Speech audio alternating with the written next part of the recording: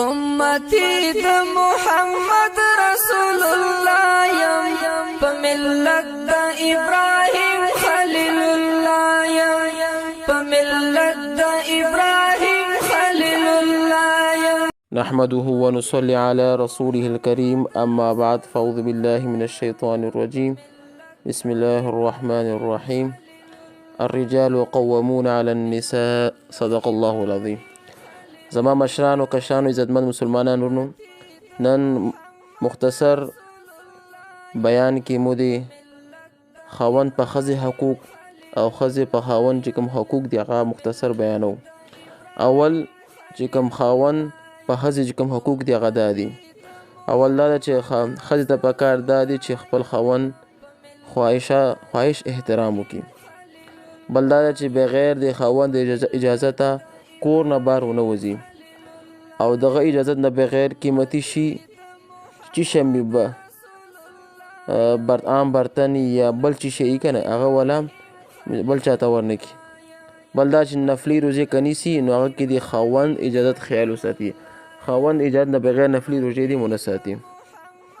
بل دا چې خپل خاوند ولا غیبت هغه عیوب چې کوم شیان دی هغه باید چاته ظاهر نه کړي ځکه د سره که دا بایر ظاهر شي نو د کور اختلاف د سره پیدا کیږي.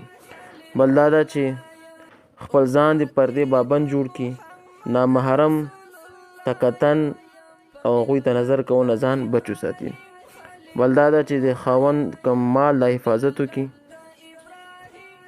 که خاوند پیله چې کوم ښځې نه اولاد دي نو شفقت او رحمت سره هغه سره پیش راشي.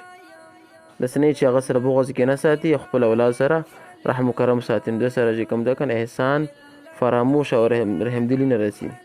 بل دا ده چې خپل حسن وجې نه خاوند باندې فخر ونه کړي او دغه خاوند بد صورت وجې نه هغه ته حقیر ونه بلي. بل دا ده چې محتاج چې کوم خاوند دی هغه حقارت سره ورته ونه ګوري. بل دا چې غلط او ناجایز فرمایشونه ونه کړي. نه دا چې خاوند حیثیت نه زیات فرمایشونه ورته ونه کړي. لکه مثال کې د خاوند چې کوم تنخواه کم وي او د ښځه زیات شیان ورته خواهش وکړي، د سره هم د کوم حقوق د خیال نه رسي په عمل کېږي.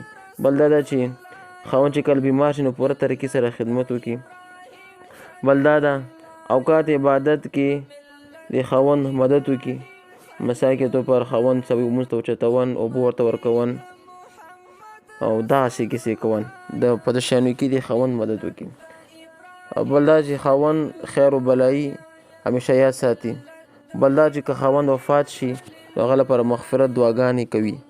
بل دا ده چې خاوند د وفات نه بعد 4 میاشتې او 10 ورځ په سوق کې تیر کې لکه زینت او سنگار وغیره ونه کړي او کور نه بار ونه وځي.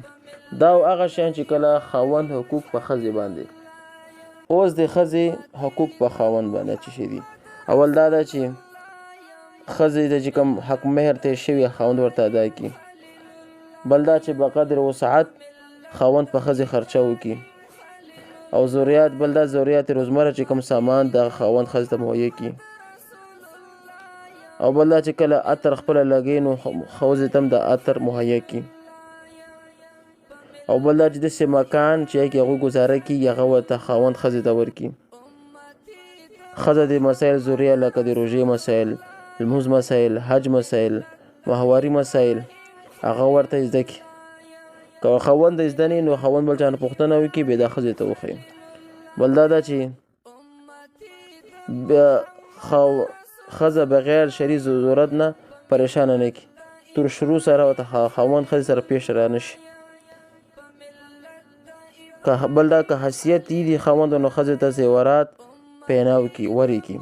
بل دا چې ښځې مخامخ هغه ښځو ذکر ونه کړي چې چا کوم ښځې ته د نه زیات جهیز میلاو شوی، ځکه د کې بیا د مثال کې تو پر کم ظرفي مظاهره کېږي. که د خاوند 2 ښځې نو یو غریب او بله غریبه نه نو د بل غریبې اهانت د مالدارې ښځې مخامخ ونه کړي. بل دا ده چې د ښځو رشتهدار والا سره هغه سلوک وکړي چې کوم خپل رشتهدارو سره کوي. بل دا ده چې په ښځې باندې چې کله کوم خرچ وکړي هغه احسان نه بنونه کړي او نه ورته مثال کې ته پر کنځلې منځلې وکړي. که خاوند مثال کې سفر ته لاړې واپس راشي نو حسب توفیق ښځې لپاره تحفه هم راوړي. بل دا چې که ښځه وفات شي نو دغه وفات نه بعد دغه ول اشتدار خاطر مدارت یک مثال کې تو پر ښه حقوق ښه خیال سره هغه سره پیش راشي او حقوقو رعایت خیال وساتي. نو دا مختصر بیان و دی کې د خاوند په ښځې حقوق او ښځې په خاوند حقوق بیان شو. الله پاک دې موږ ته په دغو ټولو خبرو من عمل توفیق راکړي. وما علينا إلا البلاغ المبين.